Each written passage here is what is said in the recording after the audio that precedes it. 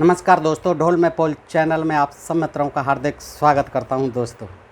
दोस्तों कल के वीडियो को आप लोगों ने बहुत बड़ी संख्या में पसंद किया और कुछ मित्रों ने कमेंट भी किया कि आप इसको कंटिन्यू रखें। दोस्तों सचमुच ये जो है हिंदू इतिहास हारों की दास्तान पुस्तक जो है बहुत ही पठनीय है, बहुत ही अच्छी है और इसमें डॉक्टर सुरेंद्र कुमार शर्मा अज्ञात जी ने कहना चाहिए गागर में सागर भर दिया है। दोस्तों इतिहास बहुत विस्तृत होता है और मैं चाहूँ तो एक एक सब्जेक्ट पर बहुत बड़े वीडियो इतिहास से बना सकता हूँ, लेकिन दोस्तों मैंने जब ये देखा कि शर्मा जी ने इसमें बहुत अच्छा प्रयास किया है गागर में सागर भरने का और संक्षेप में ही सारी बातों को समेटने का प्रयास किया है, इतने बड़े इतिहास को समेटने का प्रयास किया है और तथ्यों के साथ उन्होंने भी तमाम इतिहास की पुस्तकों से, तमाम धर्मशास्त्रों से तमाम अध्ययन करके ये पुस्तक लिखी है। दोस्तों तो मैं चाहता हूँ कि आगे का वीडियो भी आज ये मैं आपके सामने रखूँ। तो कल के संदर्भ में आपने जाना कि 10वीं सदी के मध्य में सुबुक्तगीन गौरी ने भारत की ओर निगाह डाली 10वीं सदी में, और उसने भारतीय शाही राजा जयपाल से कई किले छीने तथा लमगान पर अधिकार कर लिया। यहाँ तक आपने कल सुना था। अब इसके बाद महमूद गजनवी के आक्रमण शुरू हो जाते हैं। दोस्तों इसी का बेटा था ये सुबुक्तगीन गौरी का। तो देखिए सुबुक्तगीन के बेटे महमूद गजनवी ने 1000 और 1030 के बीच प्राय हर वर्ष भारत के नगरों पर आक्रमण करके उन्हें लूटा और हिंदू मंदिरों को तोड़ा।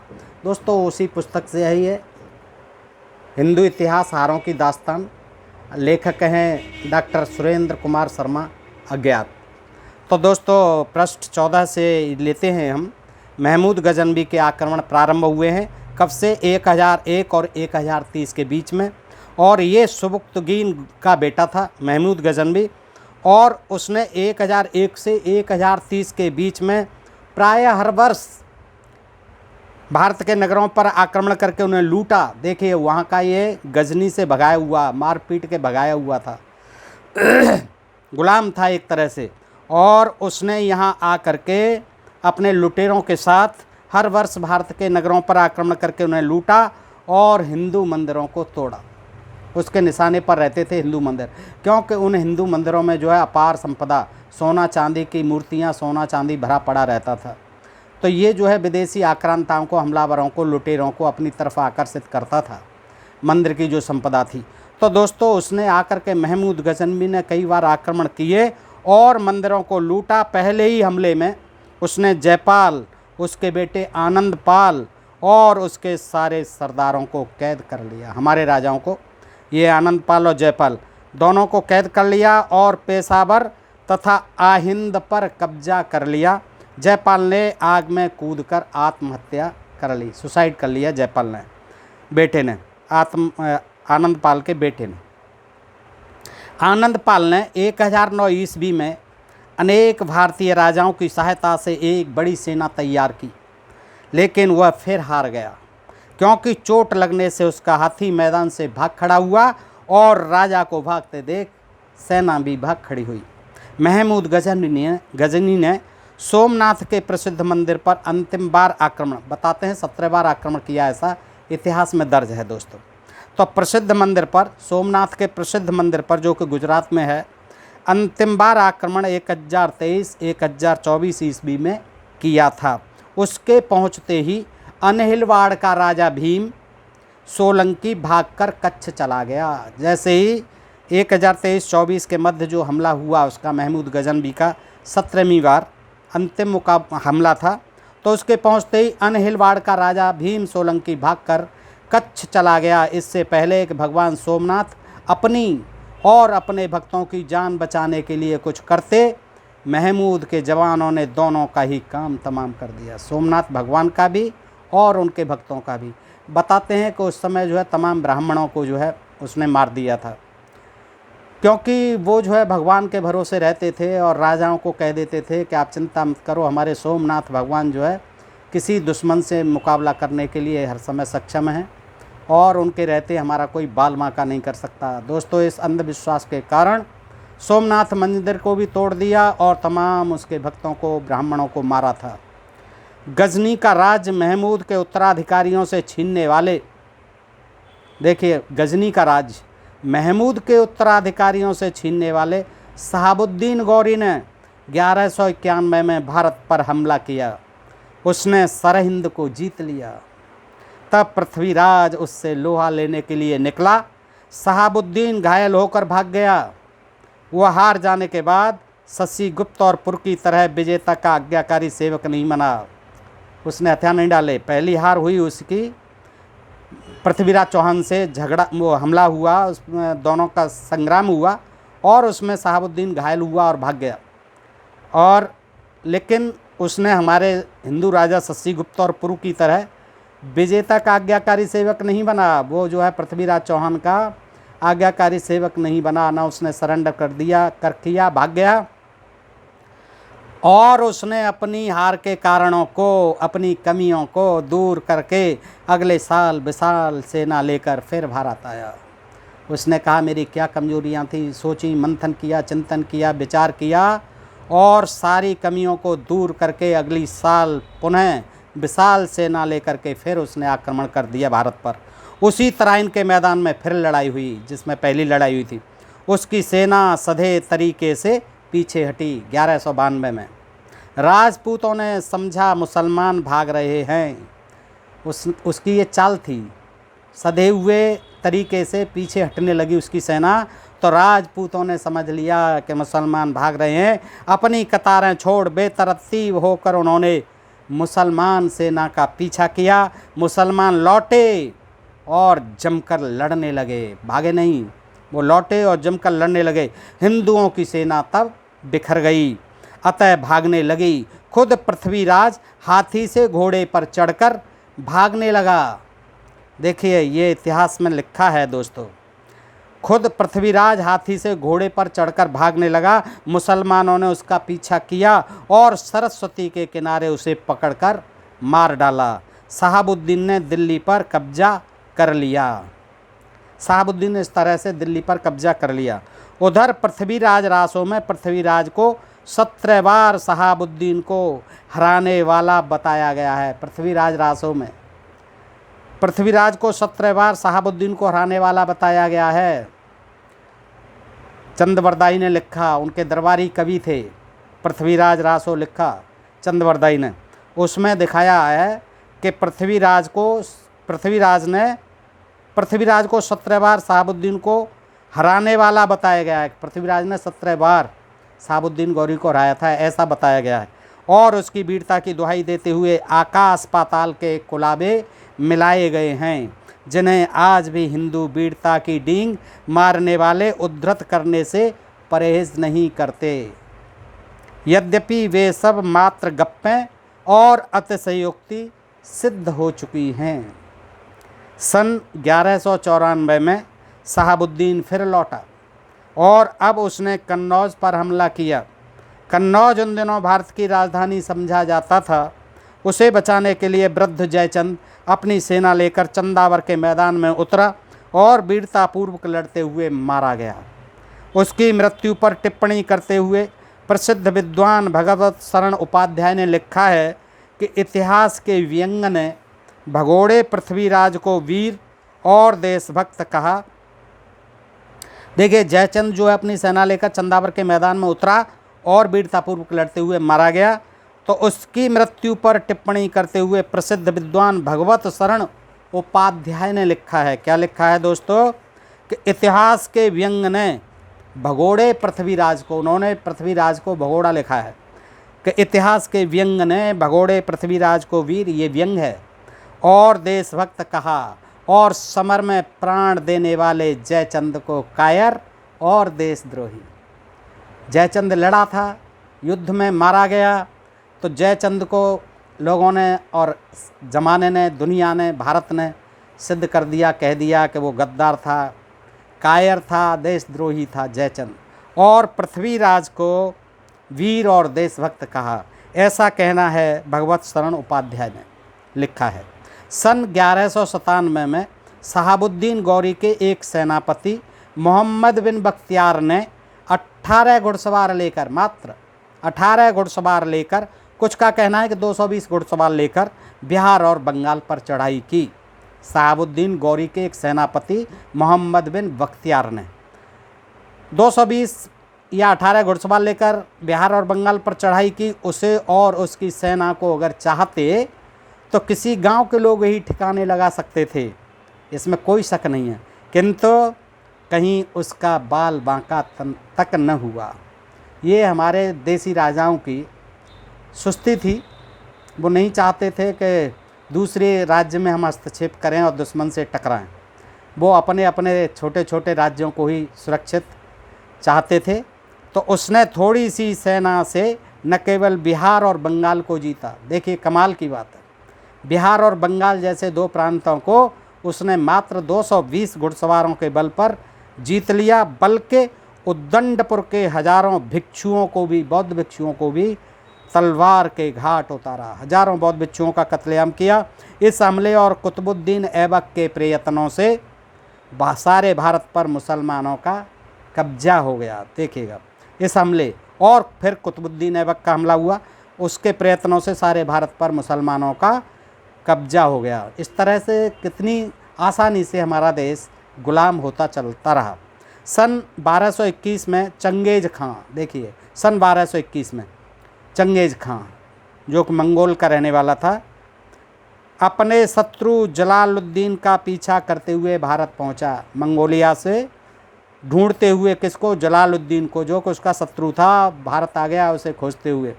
वह भारत जीतने नहीं आया था, उसका ऐसा कोई इरादा नहीं था भारत जीतने का।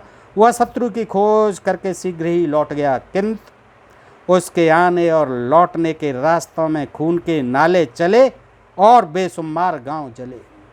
खून की नदियां बहा दी थी उसने। दिल्ली में बताते हैं 90,000 या 1 लाख लोगों का कत्ल कर दिया था उसने।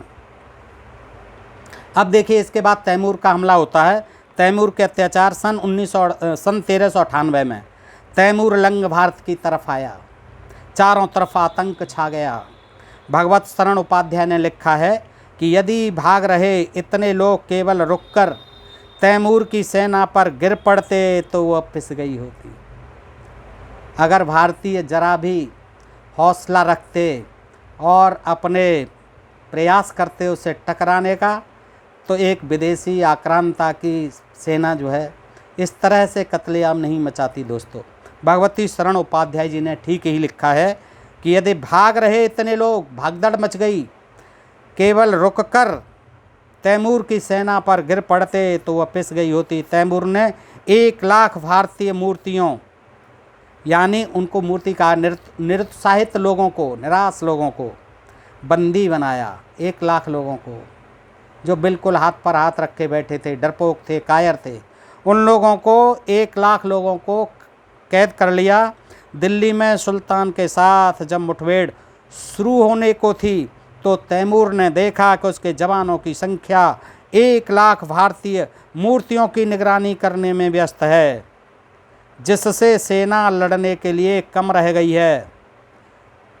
फिर क्या किया, देखिए गजब की बात है ये। अपने सैनिकों को इस व्यर्थ निगरानी से मुक्त करने के लिए तैमूर ने आदेश दिया कि इन 1 लाख मूर्तियों को कत्ल कर दिया जाए। उन लोगों को जो कैद किया गया, 1 लाख भारतीयों को, उनकी निगरानी के लिए सेना लगाई गई, निगरानी कर रही थी कि ये कहीं भाग न जाएं।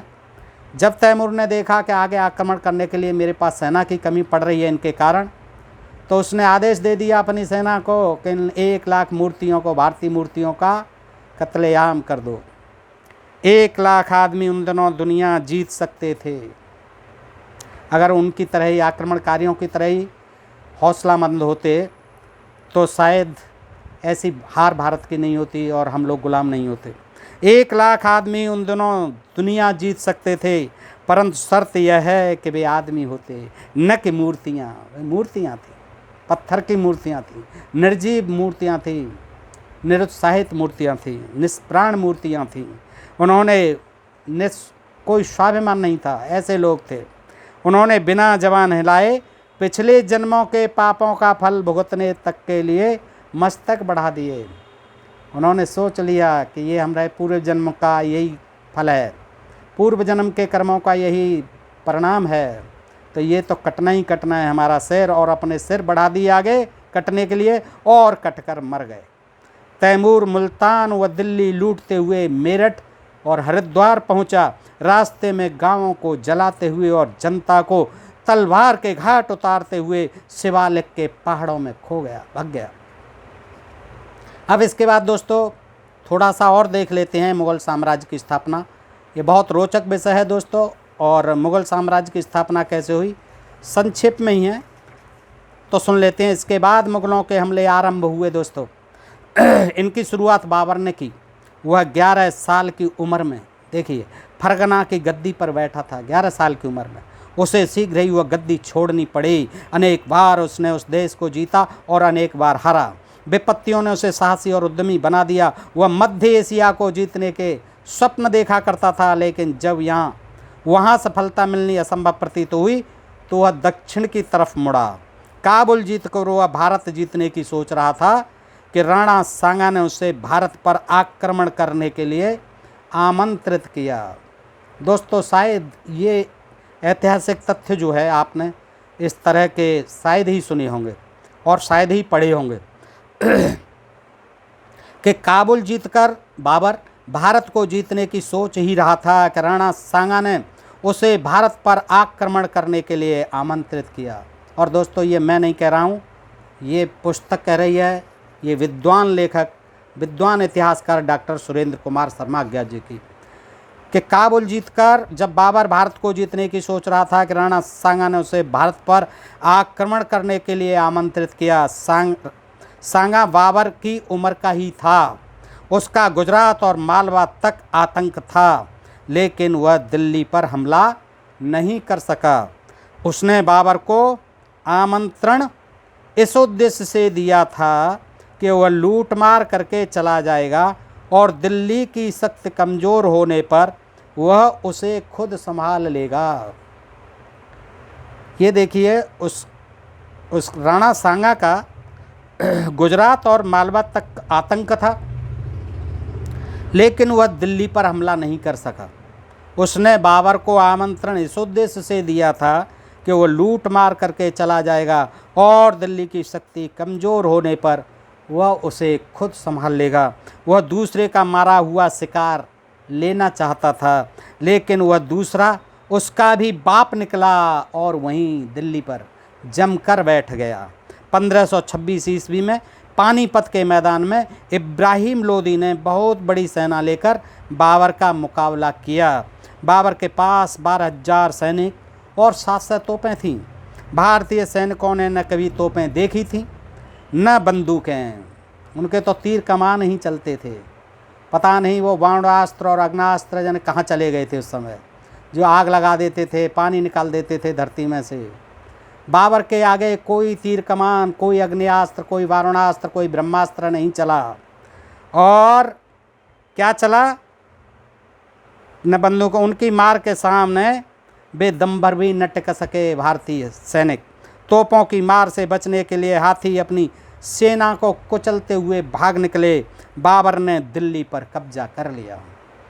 हाथी घबरा गए, तोपों के आगे वो भी नहीं टिक सकते थे। मारा मार मचा दी उसने 700 तोपों से। भारतीयों के पास कोई तोप नहीं थी, भारतीयों ने तोप देखी भी नहीं थी। सांगा ने जब देखा कि बाबर लूट मार करके जाने वाला नहीं, तो उसने उससे सीधे लोहा लेने की सोची।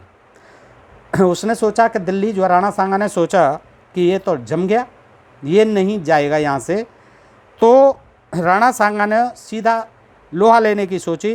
राजपूत बहुत बहादुरी से लड़े, तोपों की मार की उन्होंने जरा भी परवाह न की। तब बाबर ने दूसरी युद्ध नीति अपनाई। देखिए अब उसने, वो भी घबरा गया। जब राजपूतों ने अपना हौसला दिखाया, वीरता से लड़े, बहादुरी से लड़े और तोपों की मार की उन्होंने परवाह नहीं की, तो फिर बाबर ने दूसरी युद्ध नीति अपनाई। क्या? उसकी आरक्षित सेना ने राजपूत सेना की रक्षा के लिए उसके पीछे पीछे चलने वाली सैनिक टुकड़ी पर हमला किया। पीछे जो आरक्षी थे, जो रक्षा के लिए सुरक्षित थी गार्ड सेना, उस पर हमला बोल दिया उसने। उसके सैनिकों ने। ज्यों ही राजपूत अपनी पिछली टुकड़ी को संभालने लगे, त्यों ही सामने की मुगल सेना ने उनके अग्रभाग को तोड़ दिया। फिर क्या था, राजपूतों को मुँह की खानी पड़ी। इस तरह से यहाँ भी पराजय हुई। आपसी फूट का परिणाम, ये देखिए इसका परिणाम क्यों ऐसा निकला। तो ये आपसी फूट थी। ये देखिएगा, सन 1739 ईस्वी में नादिर शाह ने भारत पर हमला किया। ईरानियों की तोपंदाजी के सामने भारतीय टिक न सके। उसने शर्त के साथ दिल्ली में प्रवेश किया। पहले तो वह चुप रहा, नादिर शाह, उसने बहुत जुल्म ढाए थे।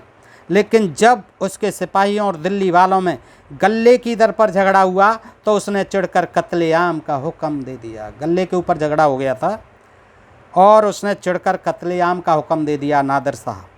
जितना खून इस बार बहा उतना चंगेज खां और तैमूर के समय में भी नहीं बहा था। तभी कहते हैं कि नादिर शाही नहीं चलेगी, बहुत बुरी चली थी, खून खराबा बहुत हुआ था।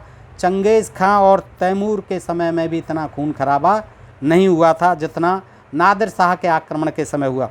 वह लगभग 50 करोड़ रुपए, उस समय देखिए 50 करोड़ रुपए की कितनी कीमत रहती होगी, तख्ते ताउस और कोहिनूर हीरा लेकर स्वदेश लौट गया। देश में बहादुर तब भी थे, अफसोस, देश में बहादुर तब भी थे। मराठे और राजपूत यह सब कुछ देखते हुए भी आपस में लड़कर मरते रहे। मराठे हों या राजपूत हों, सारे आप राजा थे, देसी राजा, आपस में ही एक दूसरे को नीचा दिखाते रहे, आप एक दूसरे से ही लड़ते मरते रहे। ये आपस की फूट भी ले बैठी भारत को।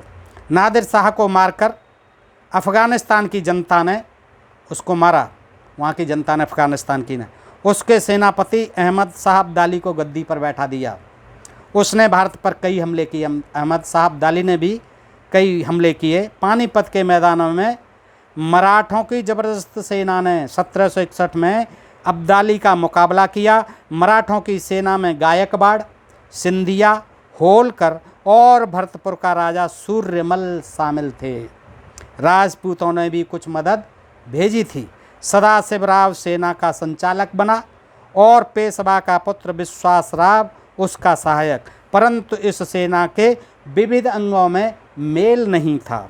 अब्दाली मैदान में आ डटा था, लेकिन उस पर शीघ्र हमला न हो सका, क्योंकि बिल्कुल मौके पर इस बात पर बहस होने लगी कि युद्ध पुरानी पद्धति से लड़ा जाए या नई पद्धति से।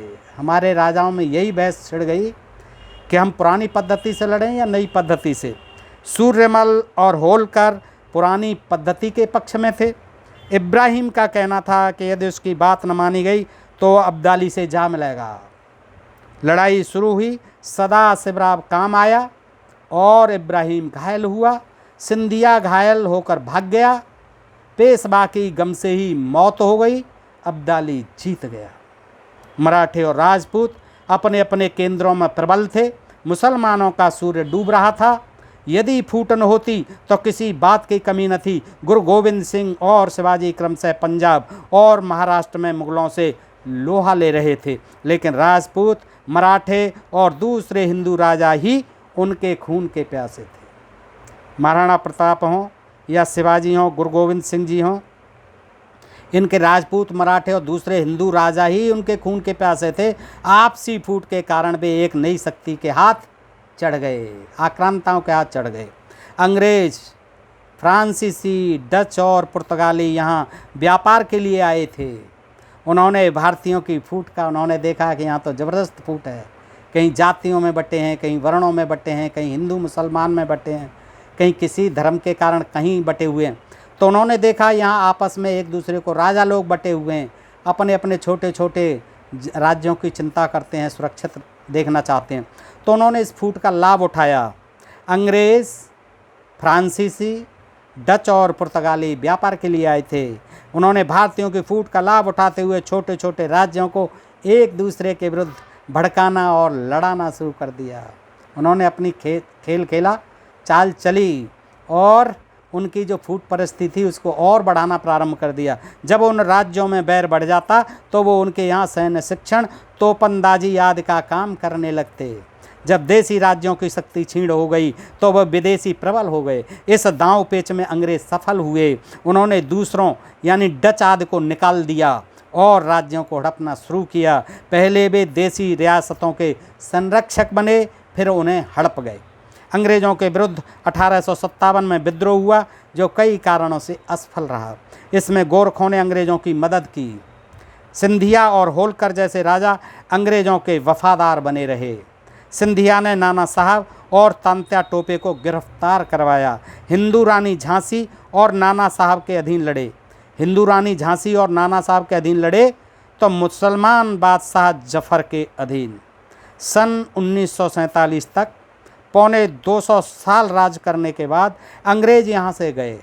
हमारे प्रयत्नों के परिणाम स्वरूप कम अंतर्राष्ट्रीय परिस्थितियों की व्यवस्था के अधीन ज़्यादा, हमारे कारण नहीं गए, वो अंतर्राष्ट्रीय परिस्थितियाँ ऐसी थीं, उसकी व्यवस्था थी, तब वो यहाँ 200 साल राज करने के बाद अंग्रेज़ यहाँ से 1947 में गए।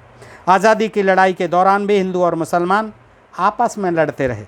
नतीजा यह हुआ कि जब भारत अंग्रेज़ों की दास्ता से आज़ाद हुआ तो 2 हिस्सों में बट गया।